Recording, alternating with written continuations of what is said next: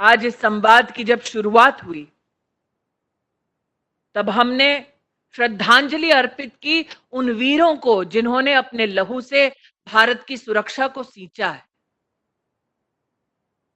दुख होता है, कष्ट होता है कि जब जब दुश्मन एक एक हाथ करने का प्रयास करता है तब तब राहुल गांधी उनके समर्थन में बोलते हैं।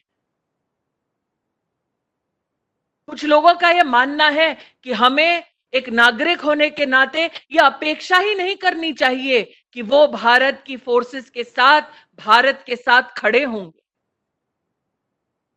आज जब मैं कोंकण को, महाराष्ट्र को संबोधित करती हूं तो याद करती हूं छत्रपति शिवाजी महाराज की उस मां को जिसने संग्राम के प्राण फूके अपने पुत्र में। और दुर्भाग्य है कि आज उस संघर्षशील प्रदेश में एक ऐसी पार्टी की सरकार है जो प्रश्न चिन्ह लगाती है, चाइना के साथ खड़ी होती है, पाकिस्तान के साथ दोस्ती की बात करती है। ये कौन सी पार्टी है, ये कौन सा संस्कार है, इसको समझने के लिए कुछ लोगों को समय लगा। लेकिन हाल ही में जो राजीव गांधी फाउंडेशन के बारे में तथ्य सामने आए,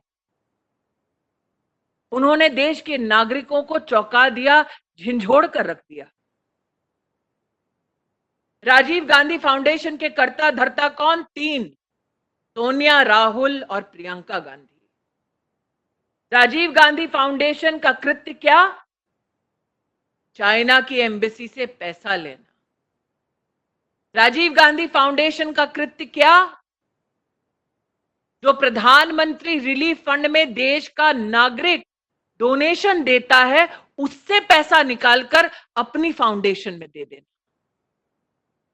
मैंने जीवन में नहीं सोचा था कि राष्ट्र का नागरिक जब किसी आपदा में अपने दूसरे नागरिकों की मदद करने के लिए अपना पेट काट के दान देता है, वो पैसा भी खाने की क्षमता गांधी खानदान में है। कहां वो जिजाऊ जिसने प्रेरित किया संग्राम के लिए, और कहा ये मां जो बच्चों के साथ देश को लूटने की कोई कसर नहीं छोड़ती।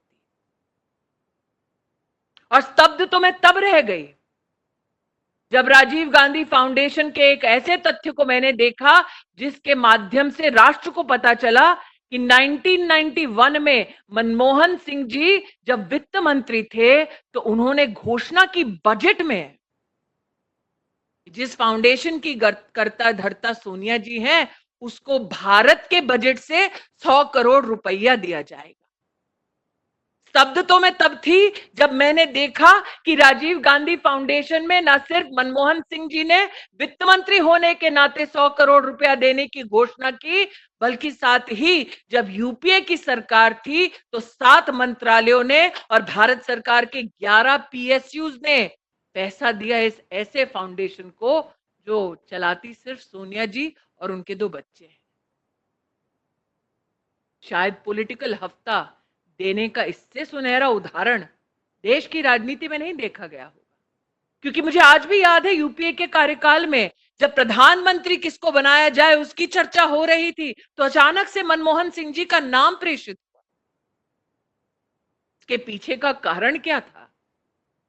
आज राजीव गांधी फाउंडेशन के दस्तावेजों को देखकर समझ आ रहा है।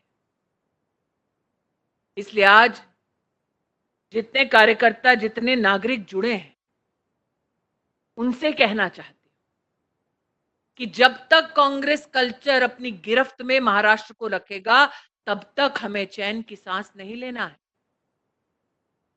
कांग्रेसीकरण हुआ सरकार का, इसीलिए पालघर में साधुओं का मॉब लिंचिंग हुआ। एक कड़वा सत्य यह भी है, कांग्रेसीकरण हुआ सरकार का महाराष्ट्र में, इसीलिए आज बॉडी बैग के नाम पर भी घोटाला करने का दुस्साहस कुछ लोग